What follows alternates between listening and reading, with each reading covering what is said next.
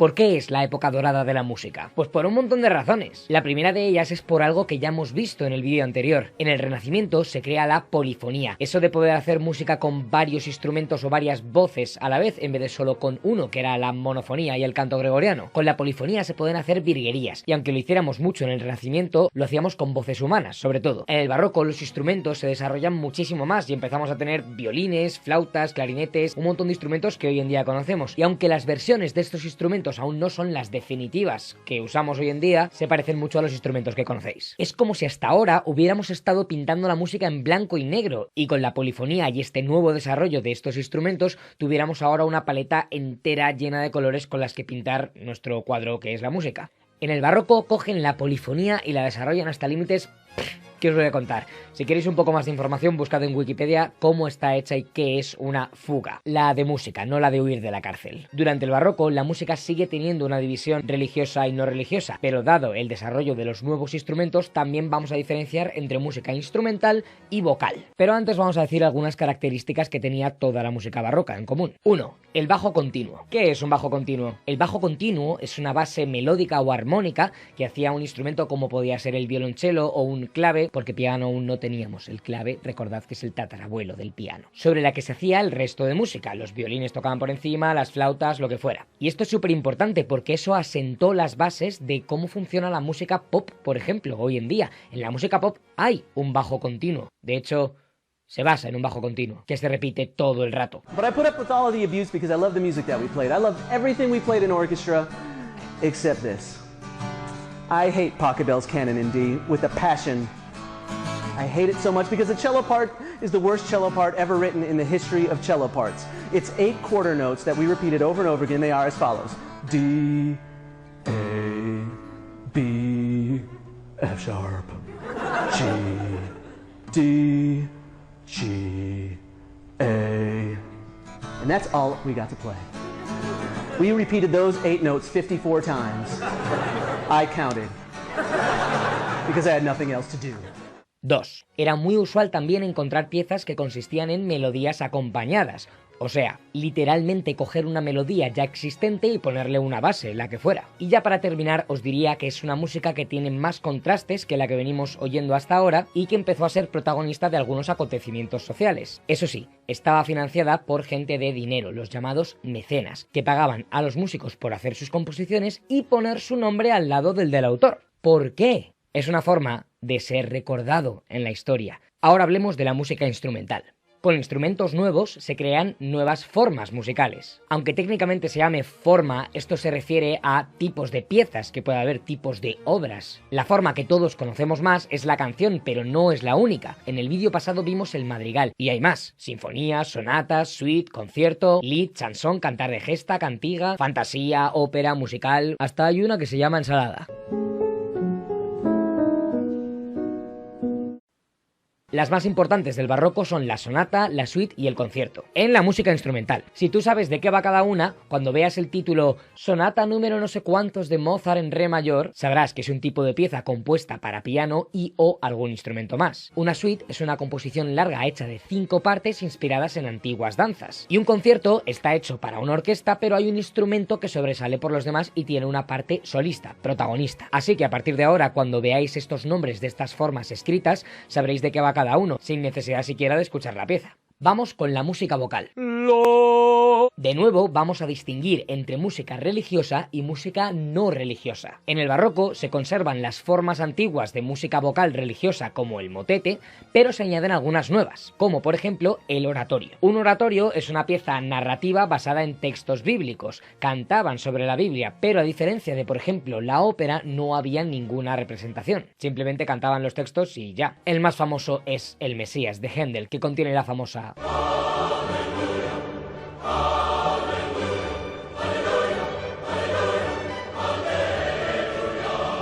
Otro ejemplo es la cantata, que también está basada en un texto religioso, pero que al contrario que el oratorio no cuenta ninguna historia. Pero todo esto recordemos que es música vocal religiosa. Ahora hablemos de lo más importante, la música vocal no religiosa. Lo más importante de la música vocal no religiosa del barroco es que en esta época en Venecia se inventa la ópera. Hay muchos libros que consideran a Monteverdi el padre de la ópera, su creador, pero en realidad la primera pieza operística como tal es de un tal Jacopo Peri. Sí que es verdad que Monteverdi con su obra Orfeo la dio a conocer mucho más.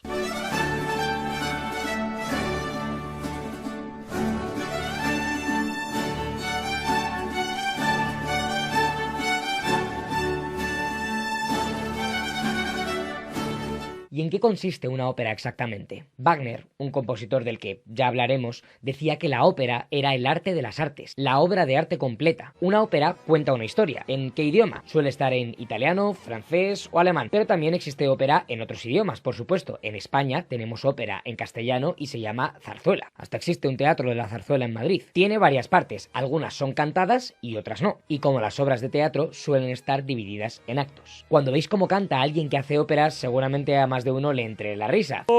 Pero hay una razón muy buena por la que cantan así. En la época no había micrófonos y si tú como cantante querías hacerte oír por encima de toda una orquesta de músicos, necesitabas ser capaz de proyectar tu voz por encima de esa orquesta. Esto se llama técnica lírica de canto y no solo es para esto, también incluye cosas como el cuidado de la voz para no quedarse disfónico. Afónico está mal dicho, afónico significa sin voz. Cuando tú estás así que no puedes hablar casi, es disfónico porque tienes voz.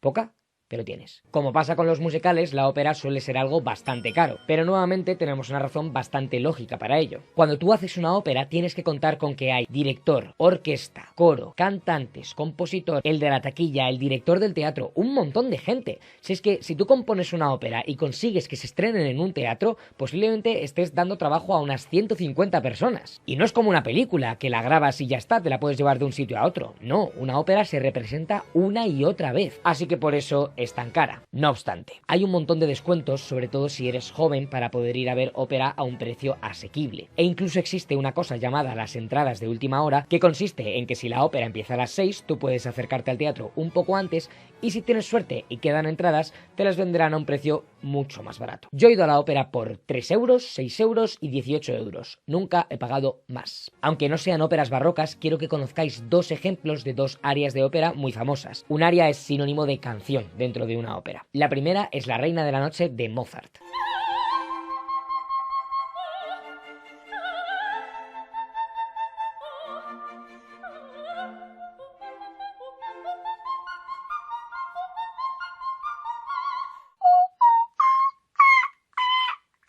Pero ¿habéis visto lo que es capaz de hacer con su voz? Si es que es alucinante, ¿cómo puede alcanzar esas notas tan agudas? Pues con mucho entrenamiento, mucha práctica y una buena técnica lírica de canto. El segundo ejemplo es de una película, El Quinto Elemento. Hay una escena en la que los protagonistas asisten a una ópera en el espacio y ven cantar a una diva alien un aria de Donizetti. De repente la música cambia, pero la diva sigue cantando, esta vez en un tono más rockero.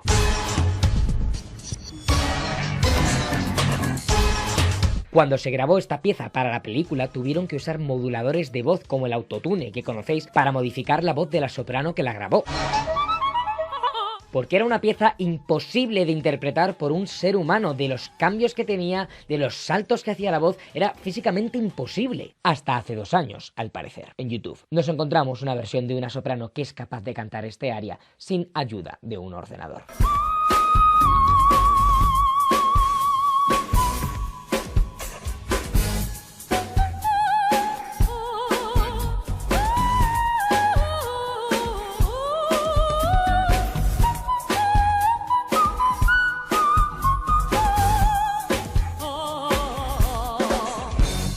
Así que por si no queda demostrado ya, id a la ópera al menos una vez en la vida. Es de estas experiencias vitales que hay que tener al menos una vez. Si no te gusta, no vuelvas, pero tienes que ver esto en directo. Y si alguien teme no entender la trama o la letra de las piezas que cantan, no os preocupéis, bienvenidos al siglo XXI, tenemos pantallas con subtítulos todo el rato. Así que es como ver una película musical en directo, es para flipar. Y ya que estamos, id a ver también algún musical, que no deja de ser el hijo de la ópera.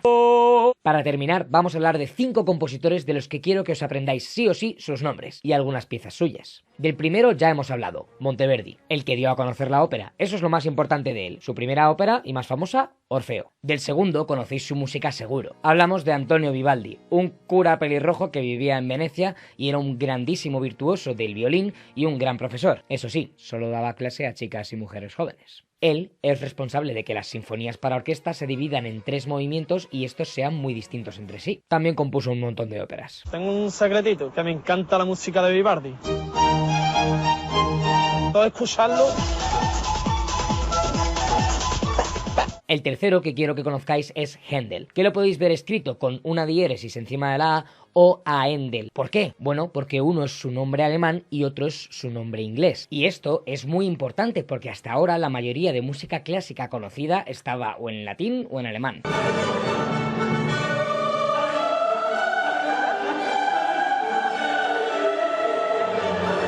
Pachelbel se hizo famoso en su época por componer el canon más largo de la historia, y todo surgió por una apuesta en un bar. Apostó con sus amigos que era capaz de componer el canon más largo de la historia. Un canon es un tipo de pieza musical que consiste en una melodía que se puede leer de izquierda a derecha y suena perfectamente, pero que también, puesta a la vez que sí misma y trasladada unos compases, puede cumplir función de acompañamiento a esta primera melodía e igualmente sonar bien. O sea, que tú tienes que componer una melodía pensando que el segundo compás que está aquí tiene que sonar bien si suena a la vez que el primer compás que está aquí, porque va a llegar un momento en que este segundo compás coincida con este primer compás más abajo y esté todo desplazado. Así que a lo mejor alguno se pregunta, ¿y cuándo termina un canon? Porque si voy poniendo melodía más melodía desplazada, ¿cuándo termina esto? Se hace un corte, una cadencia, no es un problema mayor. Lo conocéis seguro.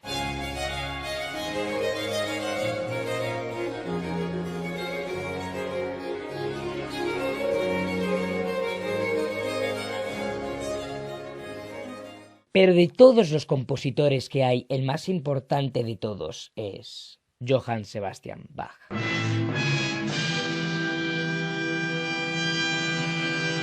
Bach fue un músico muy completo, que tocaba y componía para un montón de instrumentos. Fue una fuente de inspiración para muchísimos otros compositores que vinieron después e inventó un montón de técnicas y un montón de métodos gracias a los cuales hoy en día la música suena como suena. Hay gente que llama a Bach el padre de la música, y con razón. Bach venía de una familia de músicos, y la verdad es que parece que hizo todo lo posible por continuarla, porque tuvo 20 hijos con 2 mujeres distintas. Lamentablemente tuvo que presenciar la muerte de 11 de esos 20 hijos. La mayoría de ellos murieron a los pocos años, meses o incluso días. Pero aún con 2 matrimonios y tantos niños en la casa, le dio tiempo a componer un montón de música. Esto es la integral de Bach, o sea, todas sus obras. 157 CDs de música, todos llenos. Hizo un montón de piezas tanto instrumentales como corales, y en ellas dejó un montón de significados ocultos. Bach eligió el número 14 como el número que lo identificaba. Si sumas las posiciones numéricas de las letras en el alfabeto que conforman el nombre Bach, te da 14. Y si haces lo mismo con J.S. Bach, sus iniciales, con el alfabeto alemán, te da 41, que es el número capicúa de 14. La imagen más famosa de Bach es él sosteniendo una partitura, que es su cantata número 14, en la cual aparecen 14 notas, y ese retrato se pintó con el motivo de su admisión a la Sociedad de las Ciencias Musicales como miembro número 14. Y es que a Bach le encantaban las matemáticas, y sus obras son pura geometría. Otro de los significados que dejó en su música es este. Hay un sistema llamado americano por el cual a cada nota le corresponde una letra. En Alemania, en el barroco, también tenían un sistema parecido. Si bemol es una B, la es una A, do es una C y si B4 es una H. Así que cada vez que oyes en una pieza de Bach, si, la, do, si, estás oyendo su nombre en forma de música. Tanto el número 14 como este motivo musical aparecen por doquier en sus obras. Incluso se dice que lo último que aparece en la última pieza que hay escrita por Bach es esto, como si firmara su despedida con el mundo. Aunque esto en realidad no es así. La última pieza de Bach no es realmente esa. De todo, lo más conocido es su tocata y fuga en re menor,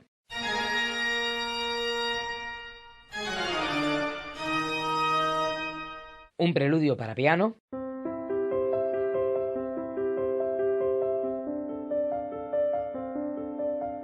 y otro para cello.